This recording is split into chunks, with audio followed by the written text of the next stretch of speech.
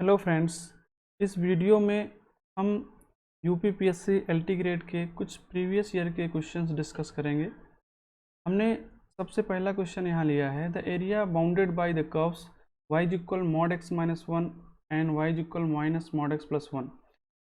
तो ऐसे सवाल लगाने के लिए हम क्या करते हैं, ग्राफ का यूज़ करेंगे। चूँकि मॉडुलस x का ग्राफ कुछ इस प्रकार होता है और हम जब y equal mod x minus one को ड्रा करेंगे ग्राफ, तो हमारा ये 1 यूनिट बिलो शिफ्ट हो जाएगा। ये होगा y equal mod x minus one का graph, y equal mod x minus one. और इसी तरह y इक्वल माइनस से मॉड x प्लस वन, तो y equal minus mod x का ग्राफ कुछ ऐसे होता है। और इसे plus one means 1 unit up shift करेंगे तो ये इस तरह आएगा। तो ये ग्राफ हो जाएगा y equal minus mod x plus one का। अब हमें एरिया निकालना है जो बाउंडेड है इन दोनों कर्व से। तो ये एरिया जो है ये हमारा इन दोनों कर्व से बाउंडेड है। अब हम देखेंगे कि ये जो पॉइंट्स हैं, ये पॉइंट 1 होगा क्योंकि जब ये ग्राफ कट करेगा ये 1 पे कट करेगा, ये भी 1, ये -1 और ये -1। तो डिस्टेंस 1 1 की रहेगी, ये 1 है, ये 1 है, तो ये डिस्टेंस कितनी हो जाएगी, √2 की।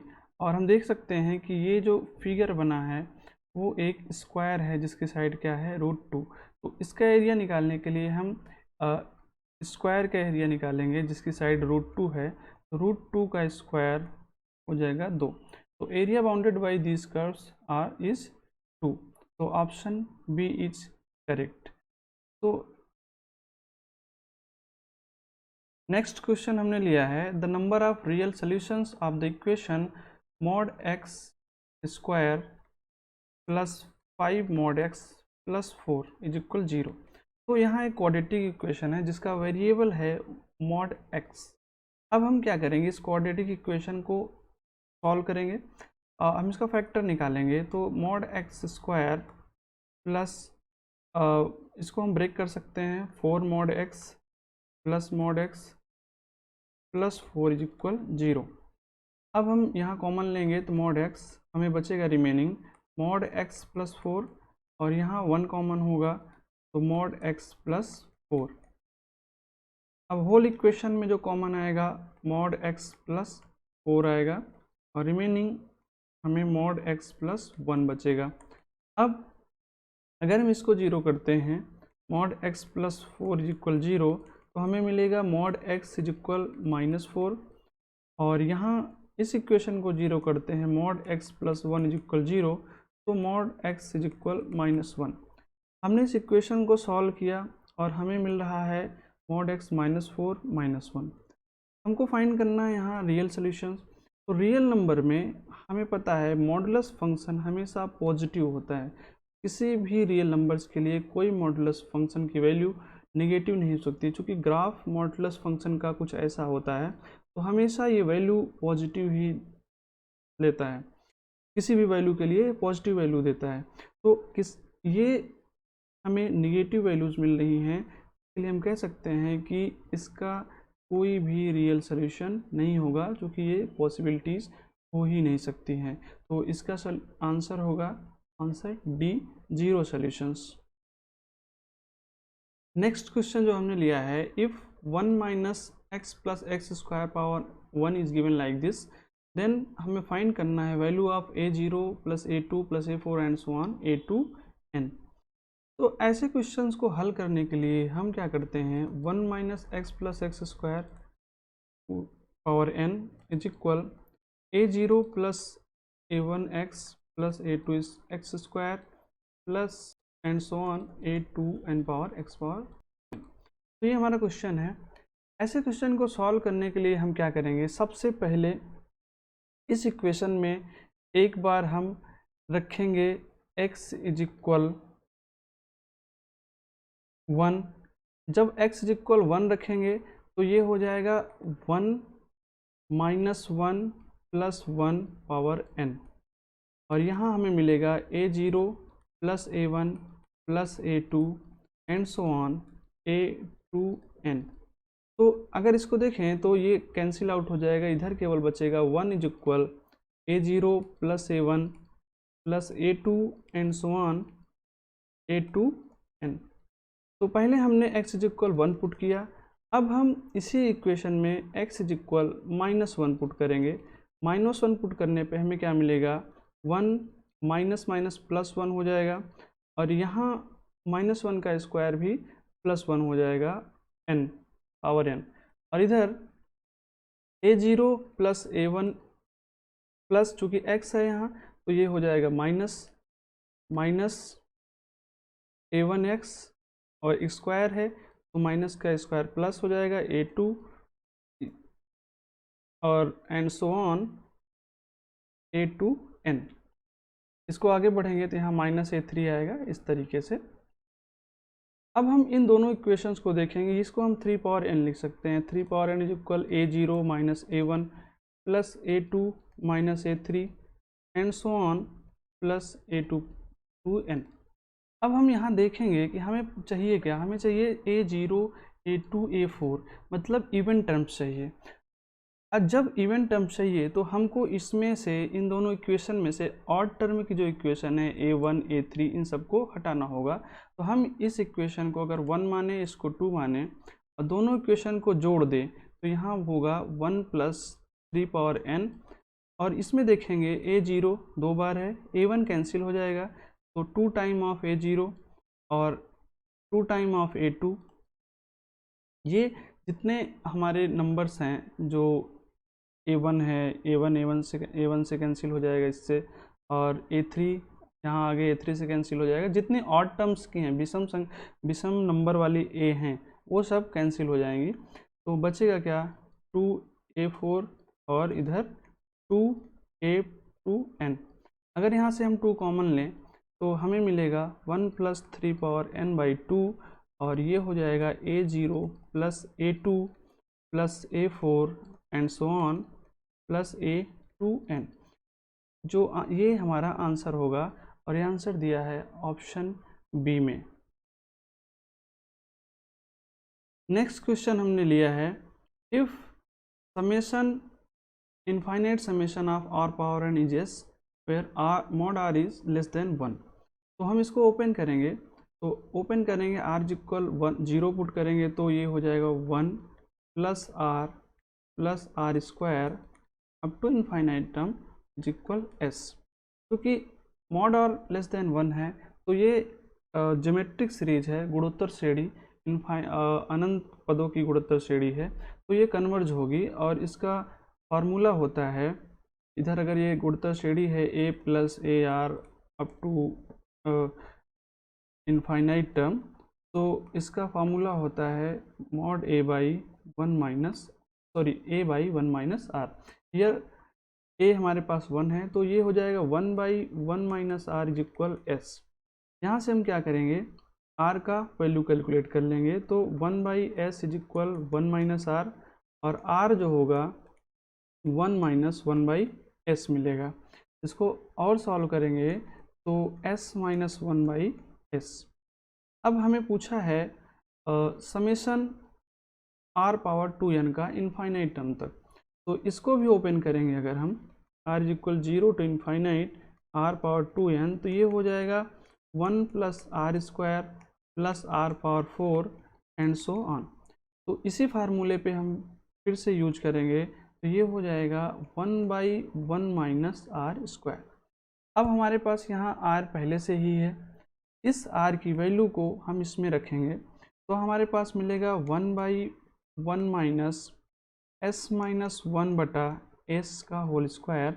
इसको हम सॉल्व करेंगे तो हमें मिलेगा 1 by s square minus s minus 1 का होल स्क्वायर बटा s स्क्वायर, ये ऊपर जाएगा तो s स्क्वायर, और इसको हम a square minus b square के फार्मूले से ब्रेक करेंगे, तो एक ब्रैकेट में a माइनस बी, तो ये हो जाएगा s माइनस s प्लस 1, और एक ब्रैकेट में a plus b, s plus s minus 1।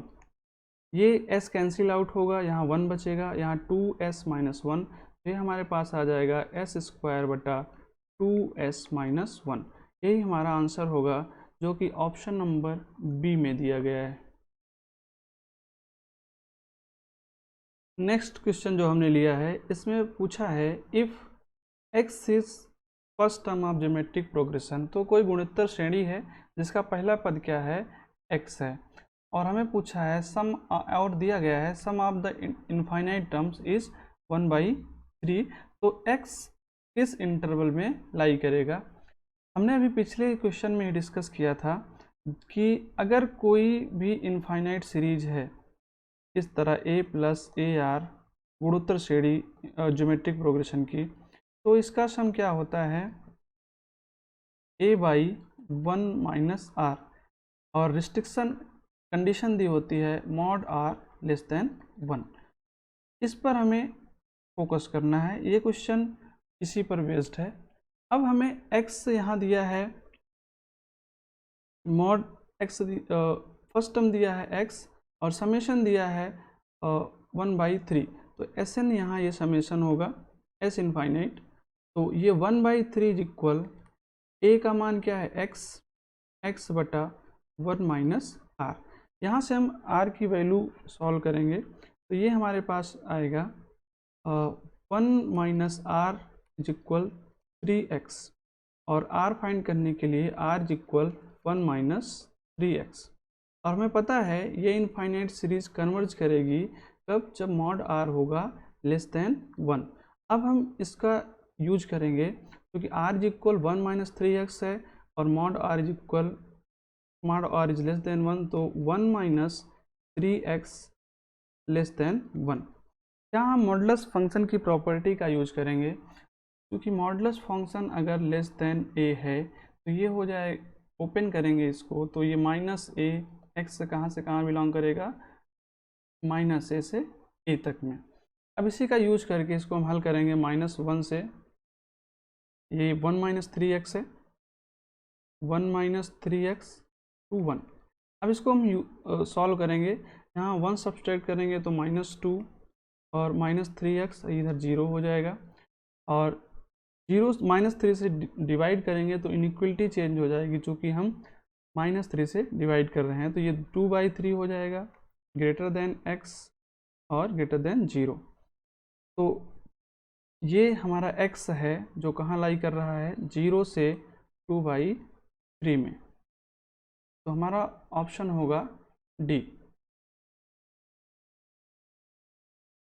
Next question जो हमने लिया है उसमें पूछा है the sum of the series.